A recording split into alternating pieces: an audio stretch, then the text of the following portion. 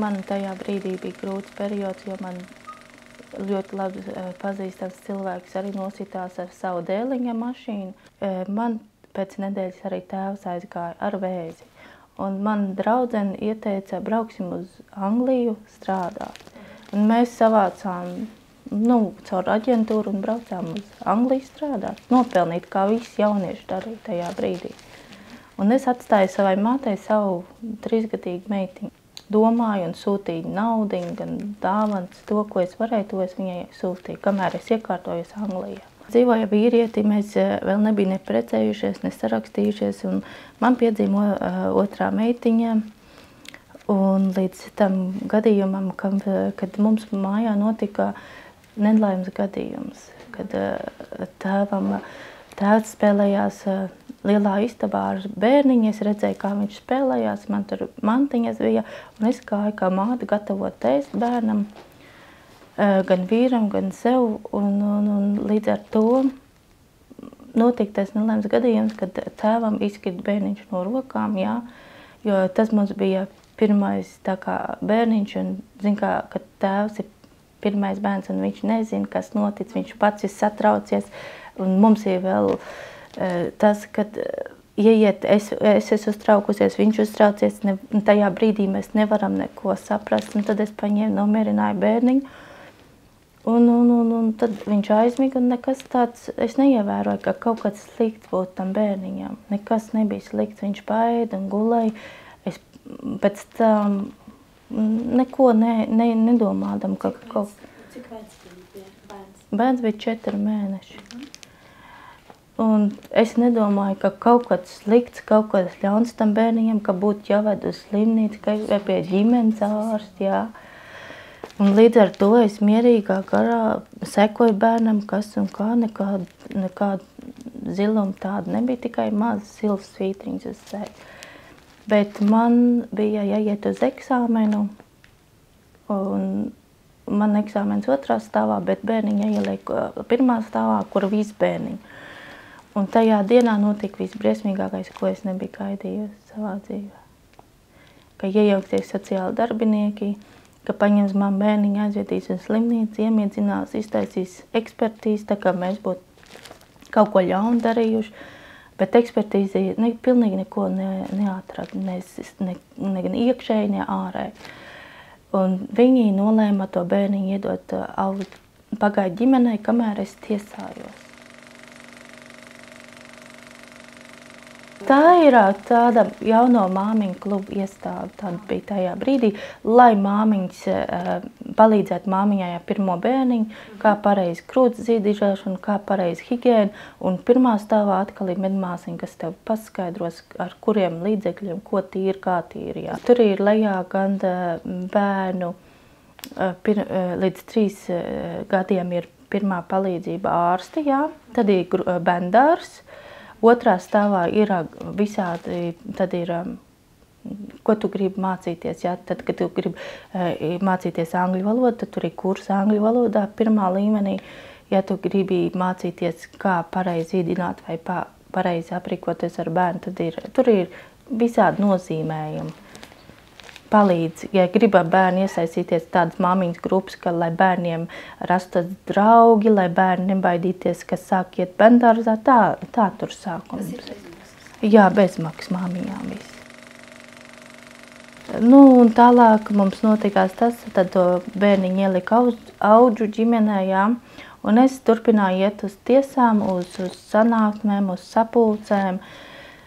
Un tiklīdz vienā dienā bija visšausmīgākais man, kā bērnu audžu vecāki bērnu noplaucēja ar karstu tēju. Man žēl, ka man nav tas video, bet es gribu parādīt, kāds man bērns izskatījās šausmīgā paskastā. Viņš bija tikai gadu vecs, un šitā pusīt bija visā lielām čūlām. Un līdz ar to es slimnīcā raudāju, es nezināju, ko paskaidrot, es nerunāju ne ar sociāliem darbiniekiem, ne ar audžu vecākiem, es paņēmu savu bērnu un es tikai raudāju. Kam es varēju prasīt palīdzību? Tiesas lēmums bija tāds, ka mans vīrs ir plānojis sitis manu bērnu. Tas bija tiesas lēmums. Kā es varēju tam, man sirds pilnīgi sāpēja, jo viņš visu pirka bērnam, visu apgādāja. Viņš bija dzemdībās klāt, viņš turēja man visu laiku. Es nekad neredzēju savā dzīvē tik jauku dzīvi, kas man nav bijis. Jo es dzīvoju sliktos apstākļos. Es, kad sāku dzīvot Anglijā, es baudīju dzīvi. Es zināju, kas tas ir aiziet uz parku. Es zināju, kas tas ir pasēdēt kafejnīcā. Es zināju to, ka man priekš sevīm laiki ir, jā. To mēs panācām tad, kad Anglijā tā ir tiesā mans baresters un advokāts pateica to, jā, jūs tik stingri visu vērojat, visu darot, kādēļ manam bērnam notika šāda nelaime, vēl lielāka nelaime nekā jūs taisīja ekspertīzi, tur neko neatrad, bet tad, kad es ieraudzīju bērnu un ārsts pateica, varbūt te matiņa nebūs, jā, kādās stadijā man bija jābūt, tad es gāju ar baresteru un advokātu un mēs gāju cīnīties. 2007. gadā viņi atdeva atpakaļ, jo 2006. viņi paņēma to bērniņu, jā. Tas ir gads, jā, jo tad mēs gājām uz tiesu un pierādījām to, kā tad auģu vecāki var noplaucēt manu bērnu, un viņi pasaka, ka tas ir nelaimes gadījums. Un to, ka mēs centāmies tiesā pierādīt, ka viņš nav sitis to bērnu, viņi pasaka, nē, tas ir plānots sist tas bērns, jā.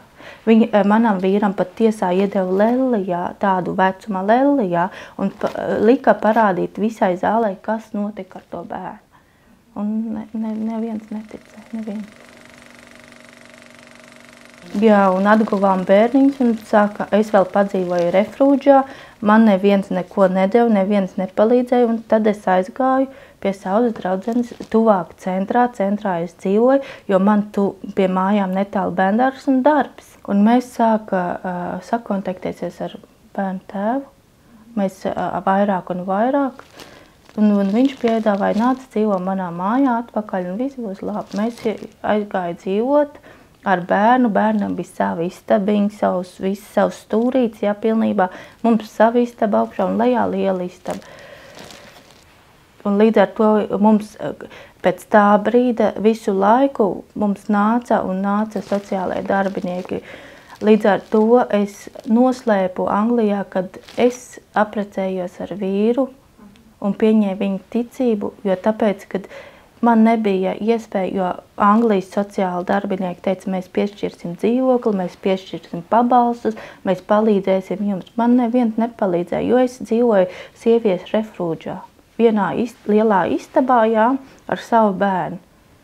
Un es gaidīju veselu gadu savu māju vai dzīvokli, man nekas nepienācās. Sāk iet bērndarzā, es strādāju lielveikalā katru dienu. No 2007. gada līdz 2009. gadam es strādāju kā cilvēks, jau un bērns strādā. Tad mums atkal 2009. gadā atkal piesējās sociāli darbinieki par neko no zilā gaisa, jo es ar vīru gājām uzskaitē, kad mums būs nākamais bērniņš. Mēs gājām katru mēnesi, noteiktā laikā, viss bija kārtība, jā, pie savas, kā viņi sauc, ģimenes ārsts, ne, bet tā medmāte. Viss bija pilnībā kārtībā, līdz 9. mēneša sākumam mana medmāsa pazvana sociālam dienestam, šeit sēž Laura Dubāna ar savu vīru, un viņai pēc 2 nedēļu jādzemdē. Tajā pašā dienā pie manām durvīm, manā dzīvoklī atkal jau ir tie paši sociāli darbinieki, pateica manam vīram sakrāmē mantas un izvācies no šitās mājas. Un tad kad tie ārsti zvana sociālajiem. Obligāti. Jā. Un līdz ar to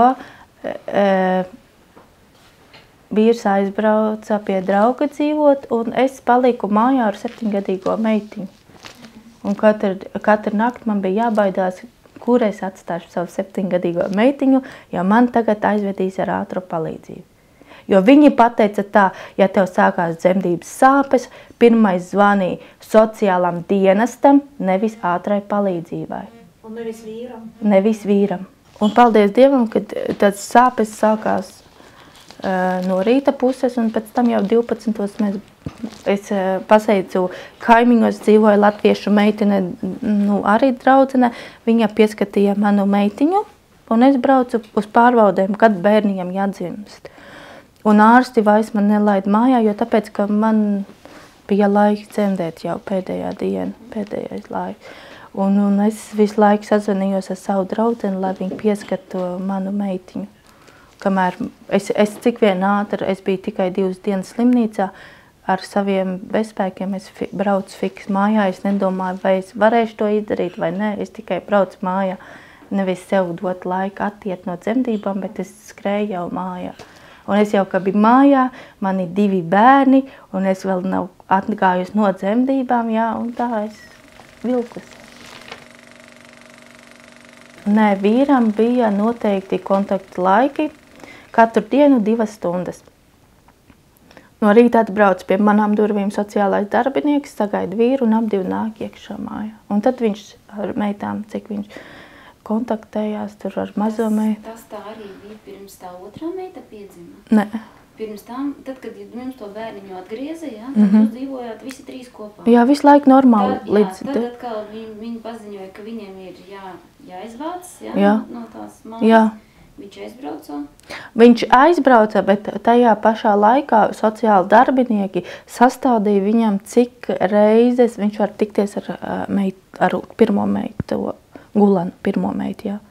Viņam bija atļauts laiks 2 stundas dienā, 2 stundas dienā. Katru dienu viņi nāca un tikās ar pirmo bērnu, ar Gulanu.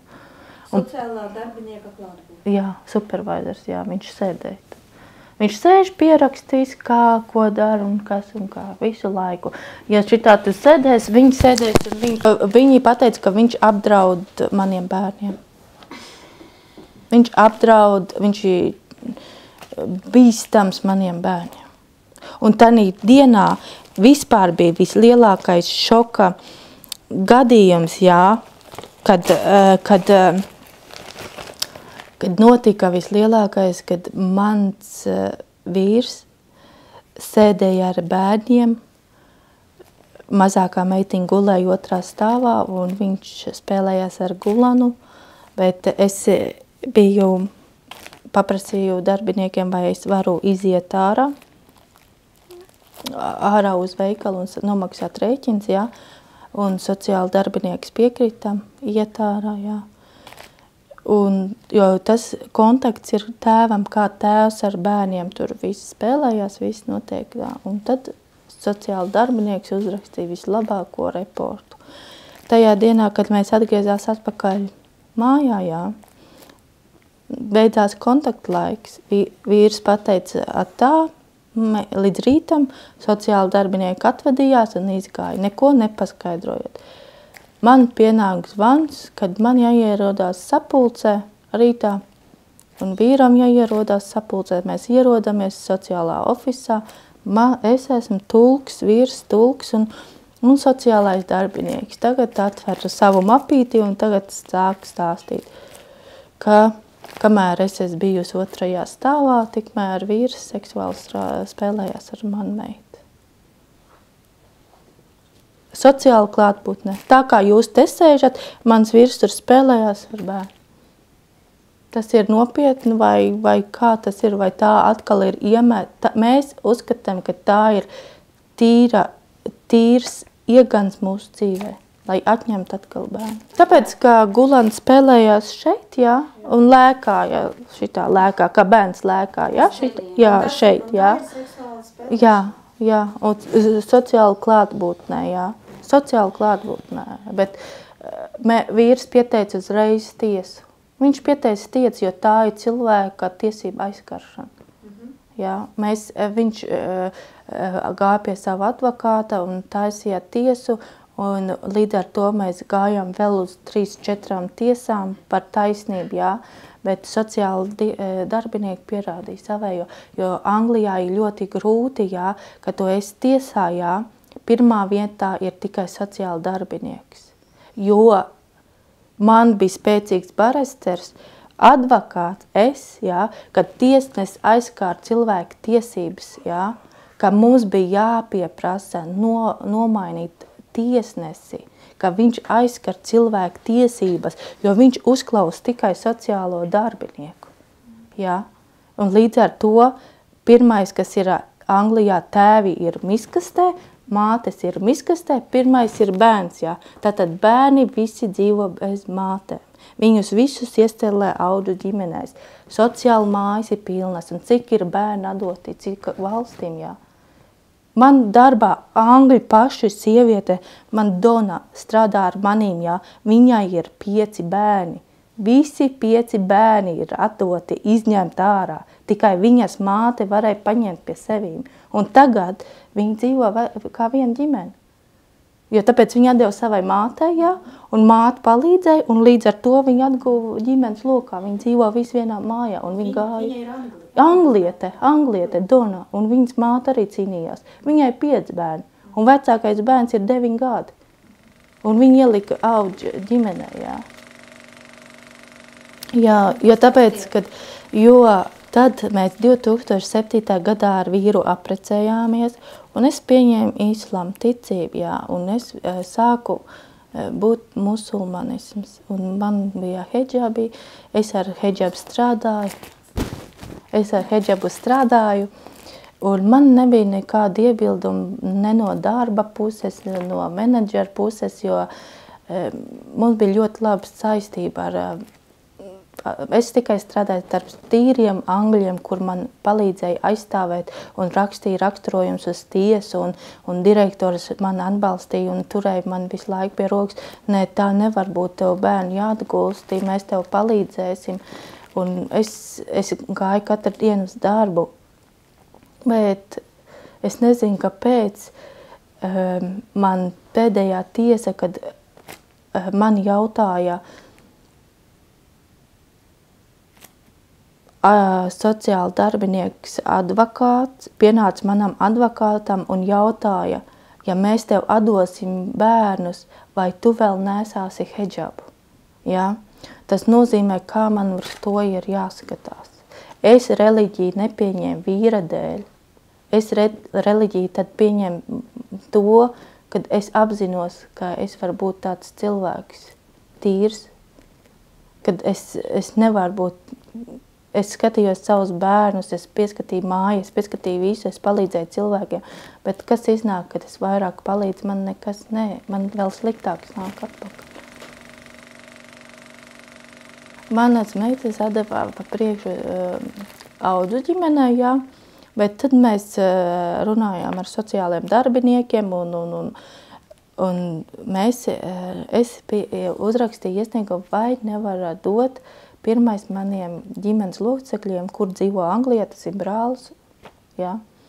Brālis piekrita un sociāli darbinieki uzrakstīja, kad atdosim brālim, es varēšu vairāk un vairāk kontaktēties ar saviem bērniem un jebkurā laikā. Tā nebija. Mēs aizgājām uz tiesu, viņi pateica, mēs atdodam tavam brālim, bet jūs varēsiet satikt savas meitas vienreiz nedēļā. Un ārpus viņu mājas tā ir sociālā māja, kaut kāda sociālā ēka. Tur ir daudz bērnus atveda, sociālai darbinieki atved tos bērnus, un tur vecāki sagaida, un pēc tam 2 stundām viņi atbrauc un savāc tos bērnus. Un tā mans brālis ved man. Bet pēc tam jau brālis man ved uz manu dzīvokli lēnām, man bija vairāk kontakts ar bērniem, un tad, kad kāds no bērniem bija saslims, tad es negāju uz darbu, bet viņš palika pie maniem dzīvoklī. Tad, kad es biju slim, tad mazākais ilgu laiku bija pie maniem, Un līdz vienam laikam, kad brālis pateica, ka es došu tev pases, nopirksim biļetes un jūs brauc dzīvot uz Latviju.